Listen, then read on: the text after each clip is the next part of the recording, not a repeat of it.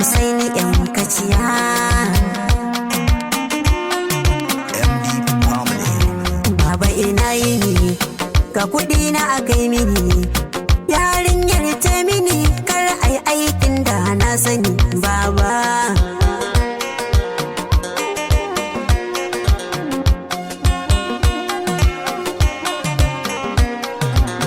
Baba kai mini tarbiya tun ina yaro ɗan kankani, na je makarantar addini har da na zamani.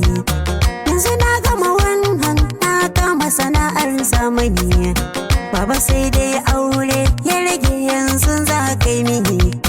To ko da ne gini ko babu batun gini, ni dai burina ka cika mini Allah ya jadaran baba.